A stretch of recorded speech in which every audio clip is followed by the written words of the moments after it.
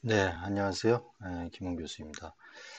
자, 지금부터는, 음, 이제 우리가 암호학을, 현대 암호학에서, 네, 대칭키에 대한 특징이라든지, 데스를 통해서 이런 거를 배웠습니다. 그 다음에 이제 공개키 경우에, 대표적인 이제 RSA, 그 다음에 엘가말, 그 다음에 타원 곡선, 이거를 이제 배웠습니다. 그러면 이제 이거를 실제 우리가 IT에서 또는 인터넷 세상에서 이거를 이제 어, 적용을 해야 되잖아요. 응용을 해야 된다라는 거죠. 이제 어디에다가 이거를 이제 우리는 응용을 할 건지, 응용을 하는 데 있어서 이 하이브리드 크립토그래피를 이제 아셔야 됩니다. 우리는 모든 학문을 배울 때 다 장단점이 있었거든요. 그죠? 이 단점은 극소화시키고 이거를 최대한 장점은 최대한 살려서 이제 적용을 해야만이 좋은 시스템을 이제 구축을 할 수가 있는 거죠. 자, 그런 차원에서 이제 한번 바라보시면 좋을 것 같아요. 하이브리드 암호 시스템, 그다음에 강한 하이브리드 암호 시스템이 되려면 어떤 조건이 있어야 되는지. 자, 하이브리드 암호 시스템, 혼합해서 사용한다는 얘기죠. 예, 대칭 암호하고 공개키 암호를 장점만 가지고 와서 적용을 하는 겁니다. 우리가 이제 지금까지 배웠던 것들이에요. 다 학습했던 것들이에요. 대칭 암호는 기밀성을 유지한 통신이 가능하다고 그랬죠. 여기서 말하는 기밀성은 영어로 이제 confidentiality죠. 우리 정보 보안에 다시 한번 리마인드하면 3대 요소 있었죠. 3대 요소가 뭐였죠? CIA였죠. 물론 이제 A에는 confidential, confidentiality, 그 다음에 integrity, availability, 그 다음에 또 여기에 이제 authentication, 그 다음에 이제 authorization, 뭐 이런 것들이 이제 더 추가적으로 이제 있었습니다.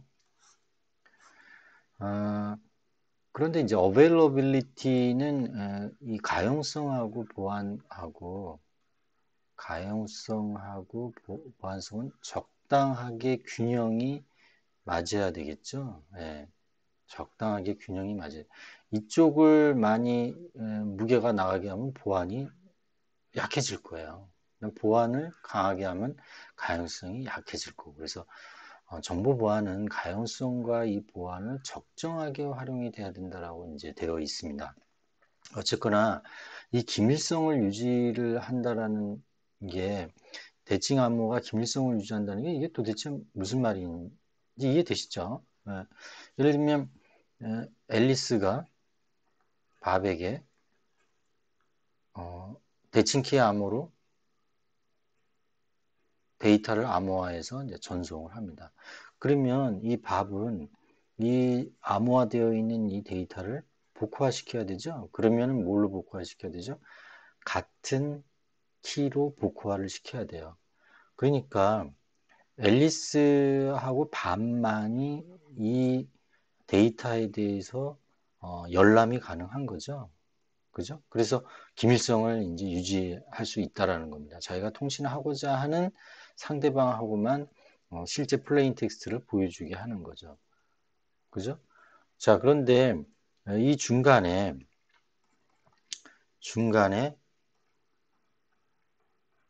뭐 스니핑도 할 수 있고, 스니핑은 뭐 수동적인 공격이긴 하지만 또 스푸핑도 할 수 있고 MITM 공격도 할 수가 있어요. 그래서 이 암호화된 거를 MITM에서 스니핑을 한다고 그래도 이 해커가 키가 없으면 읽지를 못하죠. 그래서 이 대칭키의 키는 정말로 앨리스하고 밥은 보관을 잘 해야 되는 거죠. 자, 그런데 이 대칭 암호에서 문제는 키 배송 문제가 해결이 필요했었어요. 자, 그래서 이 키 배송 문제 해결에 대해서 우리가 네 가지를 배웠었거든요. 뭐 만나서 뭐 준다, 아니면 뭐 이메일로 전송을 한다. 세 번째는 KDC, K 디스트리뷰션 센터를 이용해서 한다. 또 네 번째가 바로 유명한 그 DP-Hellman 키 익스체인지고 그 다음에 뭐였죠? RSA 공개키 알고리즘 또는 뭐 일리트 커브 암호 알고리즘 이런 것들을 써서 한다고 그랬어요. 이게 바로 뭐였습니까? 바로 공개키잖아요. 공개키 암호. 그래서 이 공개키 암호가 키 배송 문제를 해결할 수가 있었어요. 이 대칭키 키 배송 문제 때문에 이 공개키 암호가 발명이 된 거라고 해도 과언이 아니었죠. 근데 이 공개키 암호에 두 가지 문제가 있는데 이 공개키 암호는 또 속도가 느려요. 속도가. 왜 그러죠? 연산이기 때문에 그래요. 연산이고 대칭 암호가 빠를 수밖에 없는 거는 그냥 익스클루시브 우아밖에 없어요. 그 다음에 기껏 해봐야 SPN이잖아요. Substitution Permutation 하는 거는 뭐 비트 이렇게 뭐 귀섞고 뭐 이런 거잖아요. 다 하드웨어로도 구성이 될 수 있는 것들이에요. 그래서 대칭 키는 빠르기 때문에 주로 데이터 암호화할 때 많은 데이터를 암호화할 때는 이 대칭키를 써서 암호화해서 전송하는 게 절대적으로 좋은 거죠. 자, 그 다음에 공개키 암호는 MITM 공격이 약하다고 그랬어요. 중간에 가로치기를 해서 이 자기가 발급한 공개키가 마치 상대방이 수신자의 공개키인 것처럼 속이는 거죠. 그래서 이러한 중간 가로채기를 막기 위해서 지금 입수한 공개키가 정말 밥의 것인지를 아는 인증 수단이 필요하다는 거죠. 그래서 이제 나중에 배우는 우리 공개키 인증서가 나오고 PKI, Public Key Infrastructure가 이제 공개키 기반 구조라는 게 이제 등장을 합니다.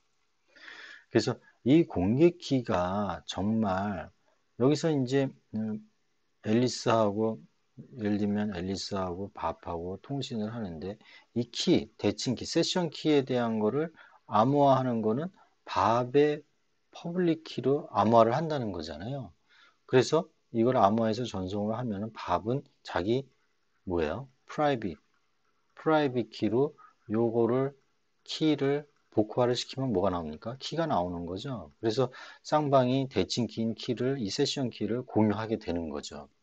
그런데 이 밥의 퍼블릭 키가 정말 밥 거냐라는 진위성이 중요한 거죠. 그래서 이거를 하기 위해서 이제 공개키 인증서가 필요하다고 그랬는데 다른 그 기술적인 측면에서는 방법이 없는 거예요. 그래서 이거는 어떤 사회공학적 측면에서 해결을 하게 됩니다. 그러니까 제3의 신뢰 기관을 둬서 인증서를 발급하게 하는 거죠. 이거는 정말 밥의 공개키다라는 것을 인증을, 그러니까 그, 제3의 기관에서 전자서명을 해서 발급을 해주는 거죠. 일단 뭐 여기까지 말씀드릴게요. 자, 하이브리드 암호 시스템은 메시지는 대칭암으로 계속 제가 얘기했으니까 이제는 뭐 귀가 아프도록 이제 그만하라고 저한테 할 것 같아요. 자, 메시지는 대칭암으로 암호화를 하고 대칭암호의 암호에서 사용한 세션 키는 PRNG로 이제 생성을 하게 됩니다. 다시 얘기지만 앨리스하고 밥이 언시큐어드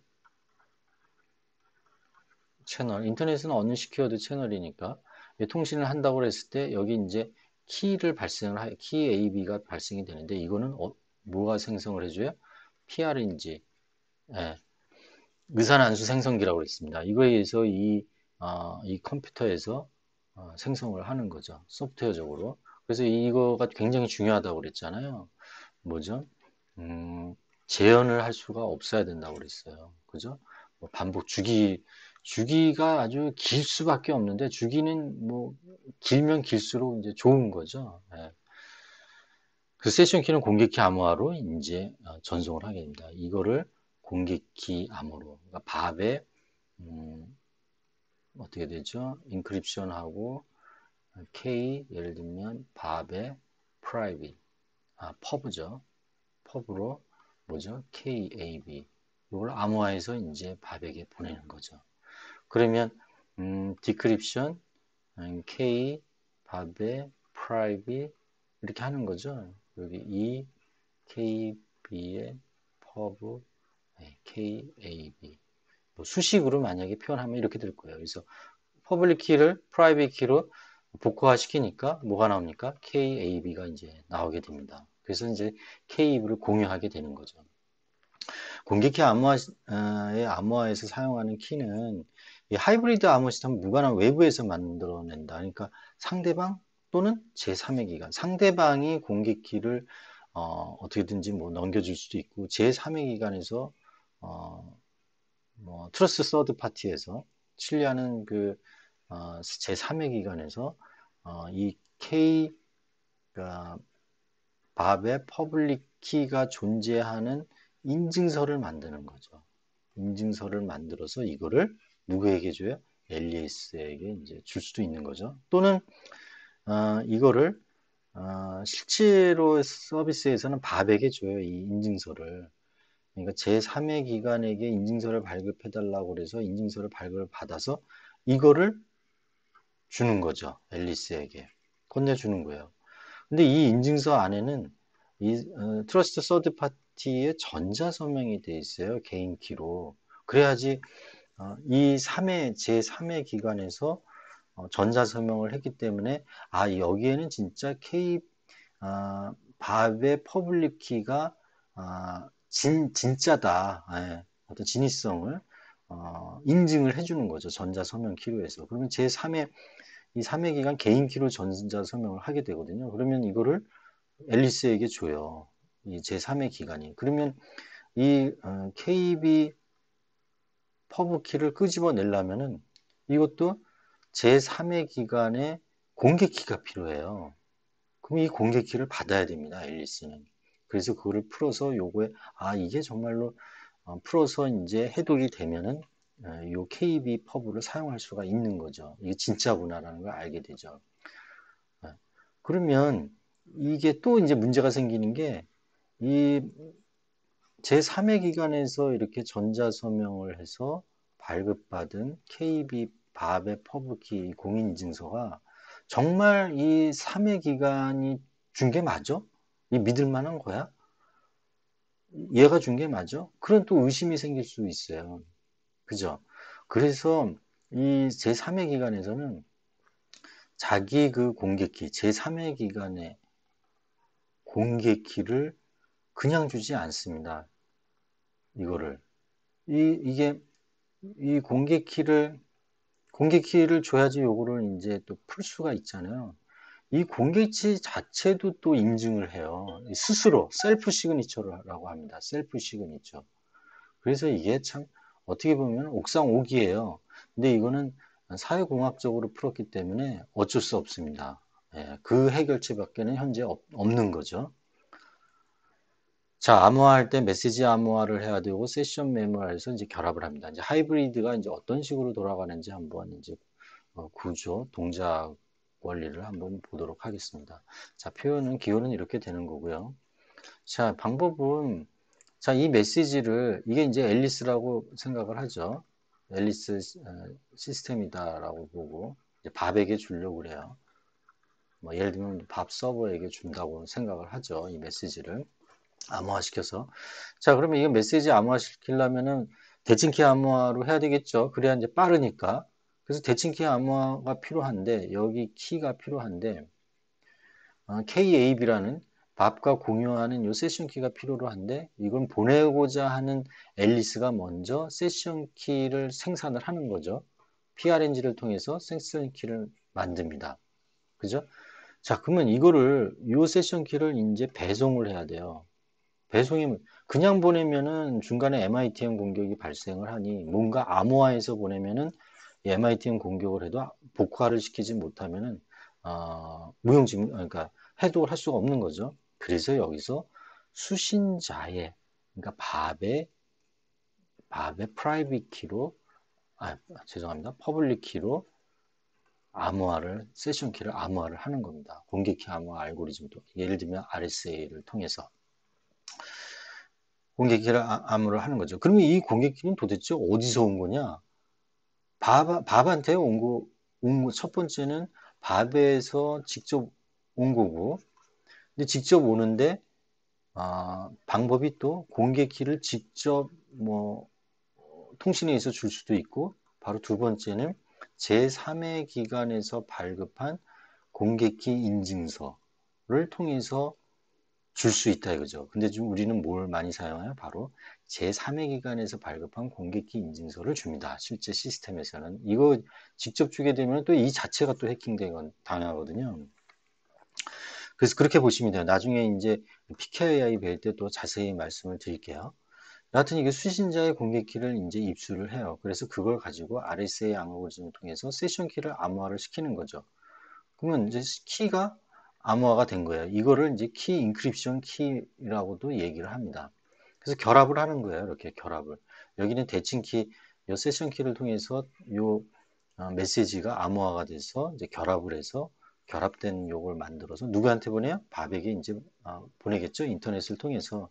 그럼 밥은 맨 처음에 분할을 하고 세션 키 복구하라고 메시지를 복구를 하게 돼요.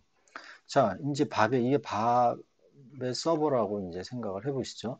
즉, 앨리스로부터 이 결합된 메시지가 왔어요. 하나는 공개키 암호로 암호화된 세션 키가 되었고, 요거를 풀어야 되겠죠. 요거를 이제 풀려면 먼저 이 두 개 결합된 거를 분리를 해서 세션 키를 알아내려면 공개키로 암호화됐기 때문에 프라이빗 키로 누구의 프라이빗? 밥은 프라이빗 키를 당연히 갖고 있죠. 예, 당연히 갖고 있어요.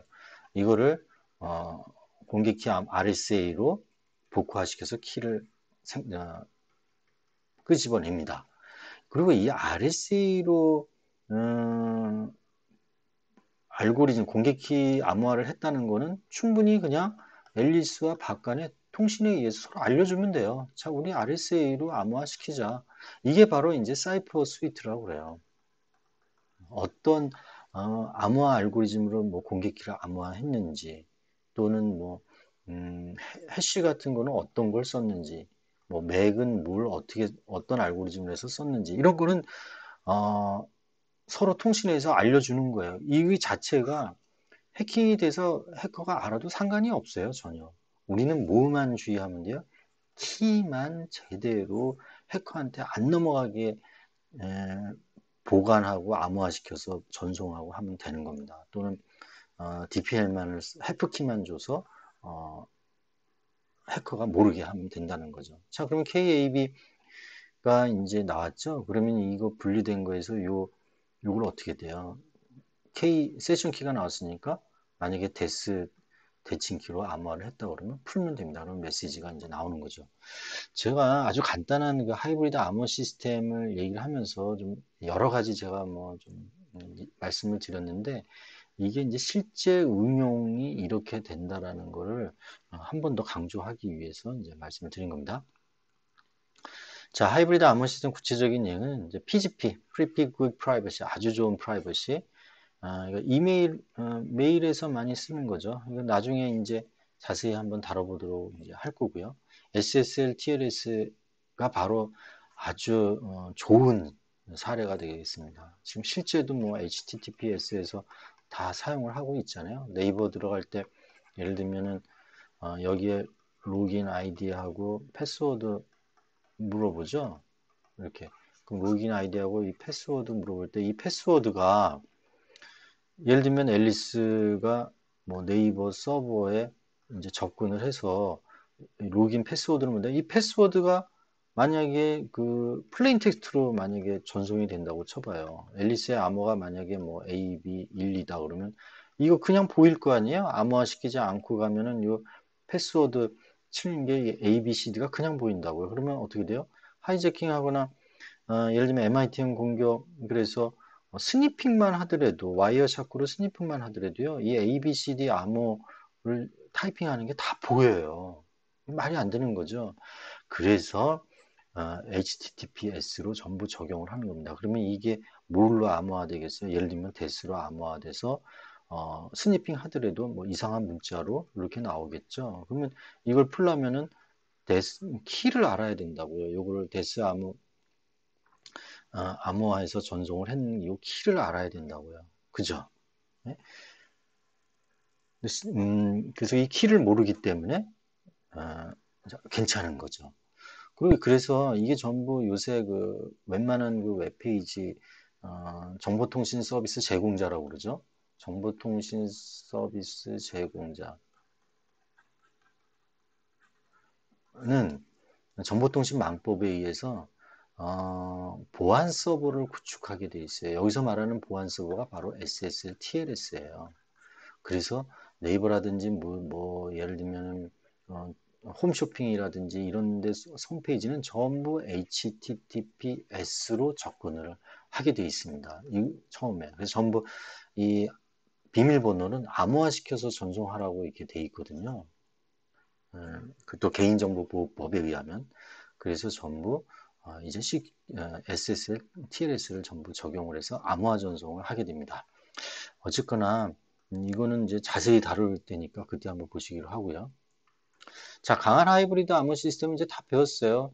의사난수 생성기 대칭 암호 이거 다 뭐 구성 요소는 이렇고 각각의 그 보안 강도가 중요하겠죠. 근데 이 보안 강도에도 이제 서로 밸런스가 필요하다. 그럼 도대체 저 밸런스가 뭐냐?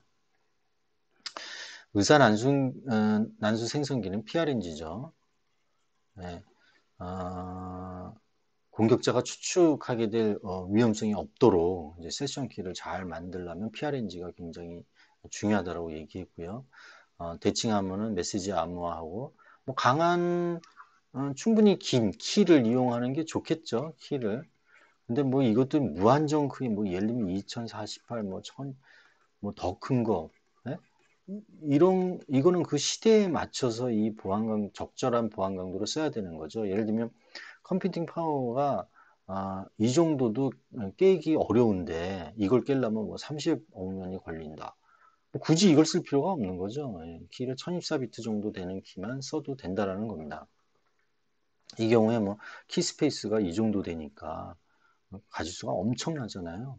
예, 그러니까 대입 공격해서 키를 발견하기는 쉽지 않아요. 예, 거의 뭐 임파서블입니다. 그 다음에 적정한 블락 암호 모드를 써야 되는 거죠. 뭘 써야 되죠? 뭘 써야 됩니까? 우리가 배웠던 ECB 써야 돼요? 아니죠.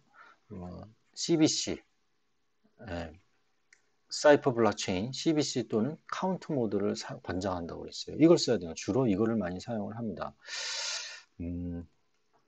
공개키 암호는 세션키 암호와의 키 인크립션 키죠. 자, 강한 공개키 암호 알고리즘을 사용 충분히 긴 키. 이것도 마찬가지로 충분히 긴 키를 사용하는 게 좋긴 한데 적정한 키를 사용하는 거죠. 그 시대의 컴퓨팅 파워가 어디까지 왔는지에 따라서 보고 키 밸런스는 대칭 키하고 암호 키하고 서로 밸런스가 균형을 맞는 그 키기를 선택하라는 거예요. 어느 한쪽이 일방적으로 보안 강도가 높다고 하면 다른 쪽이 키 길이가 짧아갖고 보안 강도가 낮으면 해커는 그쪽으로 이제 해킹을 하겠죠. 어, 장기간 운영을 한다면 공개키 암호 쪽을 더 보안 강도를 좋게 해라라는 이제 권고 사항입니다. 왜냐하면 이 공개 키로 세션 키를 암호화시켜서 보내잖아요. 그죠? 그러니까 이거에 대응되는 개인 키가 해독이 만약에 해독이 돼버리면 이 세션 키가 그냥 해독이 돼버리는 거죠. 그러면 암호화된 문장이 전부 플레인 텍스트로 볼 수 있다라는 거잖아요. 그러니까 키를 암호화시켜서 보내는 이 공개 키 암호를 더 강하게 하라는 뜻입니다. 예, 이상으로 수고하셨고요. 이상으로 마치도록 하겠습니다. 여러분들은 이제 하이브리드 크립토그래피를 다 이해를 하셨습니다. 축하드립니다. 수고하셨어요.